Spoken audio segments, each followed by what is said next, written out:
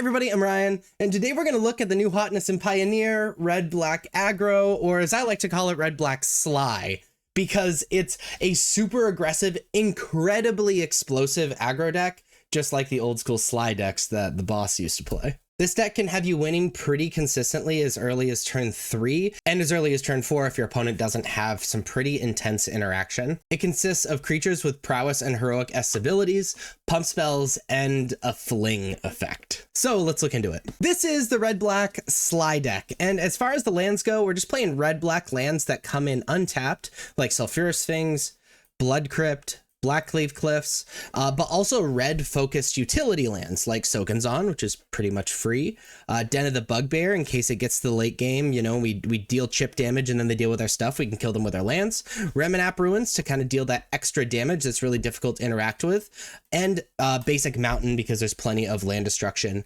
out there, like Field of Ruin. It's important we grab our Basic Mountains. Because again, the deck, especially the main deck, is primarily a red deck. And because it's a red aggressive deck, we sort of have to play Kumano Faces Kakazan.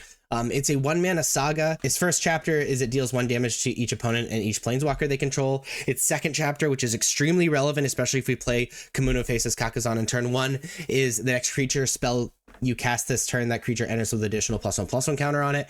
And its third chapter is it flips into a 2/2 haster with the effect that if a creature dealt damage this turn by a source you control would die, exile it instead. This is strictly our best turn 1 play. All 3 chapters do what we want to do. It gets closer to our opponent being dead, pumps up our creatures, and becomes a creature on its own. Speaking of the creatures we're looking to pump up, let's go through our creature suite. We have Slickshot Show Off, obviously. It's effectively a prowess trigger. When it casts a non-creature spell, it gets +2/+0 until end of turn, and you can plot it, and it's a 1/2 with flying and haste for 2 mana. Now, this is excellent because for every pump spell, like I said, it's a pump spell-y deck, pump spell you cast adds an additional 2 power, even if you cast it on something else. So this is one of the most aggressive, hardest-hitting creatures in the deck. And when I first read this card, I was wondering when I would decide to plot it, because it's the same cost as, you know, its normal cost.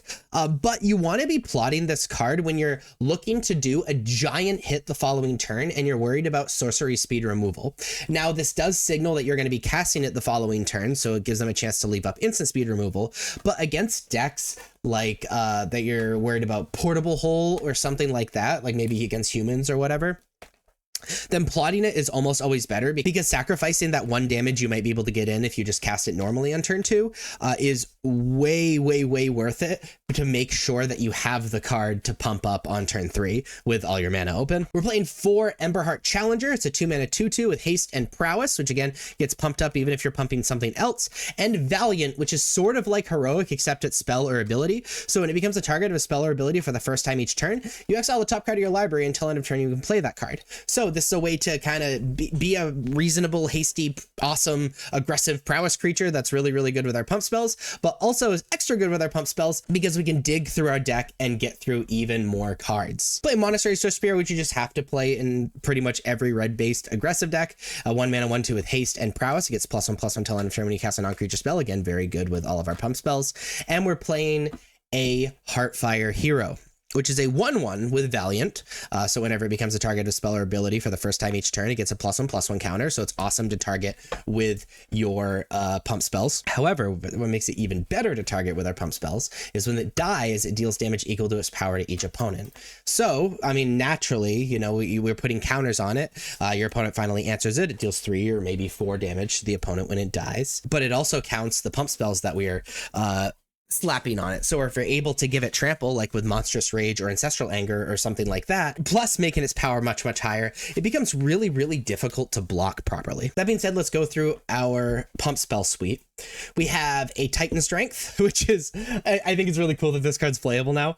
1-mana instant gives +3/+1 till end of turn, and you scry 1, so we can dig through our deck and have some card selection, and also gives 3 power.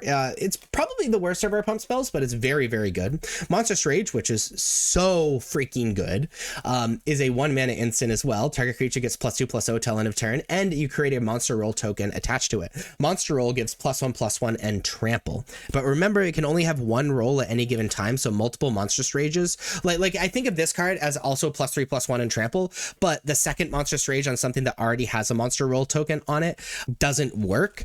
So you want to make sure you spread out your monster rolls if you have multiple monstrous rage. But great pump spell. Additionally gives trample, indefinite trample and +1/+1, triggering all of the crazy stuff from the creatures. And Ancestral Anger. Ancestral Anger gets +X/+0 till end of turn, where X is 1 plus the number of cards named Ancestral Anger in your graveyard. Often this is just like a pump spell. It's sorcery, but it replaces itself and draws a card, and digging through our deck is really important. And very often it gives extra power, but notably it gives trample and always gives at least 1 power. So this card's very good. As far as utility cards go, we're playing a Claim to Fame. We can claim to return these creatures because people are going to side into a ton of removal against this deck.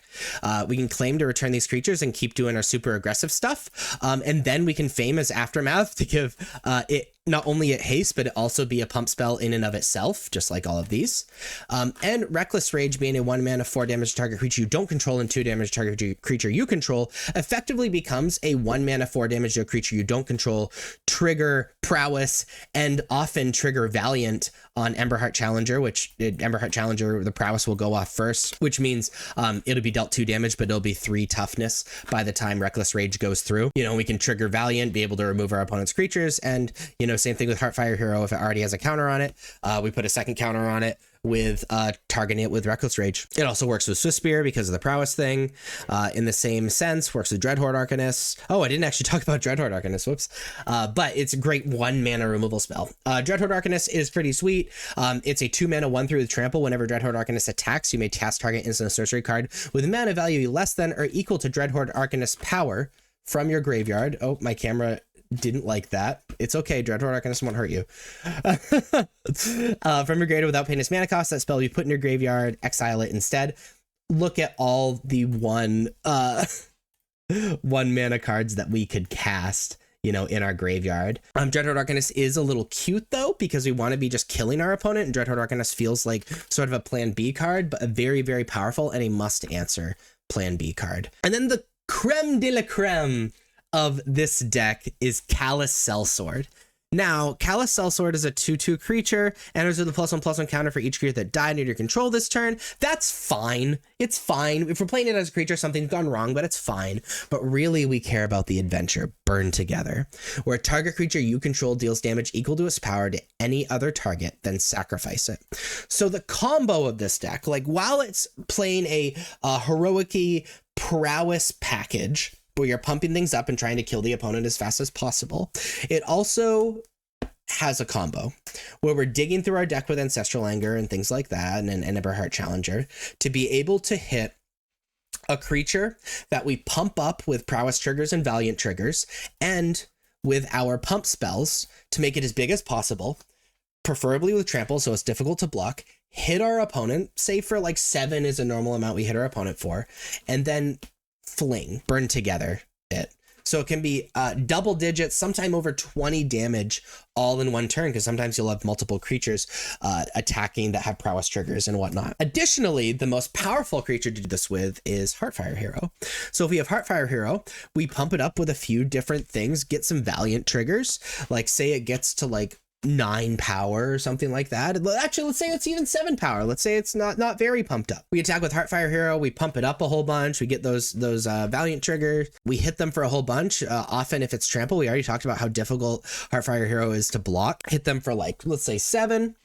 Then we burn together with Heartfire Hero, deal another 7 damage because that's what his power would be. And then we trigger when Heartfire Hero dies, it deals damage equal to his power to each opponent, another 7 damage. So that combo, this combo is already good with creatures that we're pumping up with our pump spells and prowess and all that stuff, but also absolutely excellent with Heartfire Hero. Is disgusting. Also, notably, it says target creature you control. So the Valiants will trigger off of Heartfire Hero and Emberheart Challenger when you do that as well, and obviously as well as the prowess triggers. So that's how we're killing our opponents. A super aggressive pump spelly deck with an insane Fling combo. Now, as far as the sideboard goes, we're playing 4 Fatal Push for, especially since the new hotness, the mirror match, and other aggressive strategies. It's important to remember when you think about sideboarding, I'll make another video about sideboarding. It's important to remember that when you sideboard with this deck, you can't dilute the deck too much. So you got to be really, really careful about sideboarding. Thoughtseize for decks with removal or board wipes or, you know, things we're afraid of, or Beza or stuff, whatever. Another Reckless Rage just for additional removal. Playing a Hazoret the Fervent for against decks that have a lot of interaction for us, and then we expect the games to go super long. That's a 4 mana 5 power haster with Indestructibles. 4 power 5 mana haster with Indestructible is just excellent. An additional Claim to Fame to bring more things back from the graveyard if we really need to against these removal spell heavy decks. An Obnixilis that we're probably bringing in against a lot of decks that we bring in Hazoret against, just as to diversify our threats, but also to have a more difficult thing to deal with than just like 1 mana and 2 mana creatures. Gigantha because it is totally free in this deck, and then an Unlicensed Hearse for graveyard hate. So if you think this deck is cool and want to get in on the new hotness of Pioneer, please be sure to like and subscribe. I'll be talking about this deck even more in the future, including sideboard guides and flex slots and stuff like that. And if you want to see more content like this, please be sure to like and subscribe. Check me out on social medias. Links are above me and in the description. Thank you so much for watching. I'll see you next time. Bye-bye.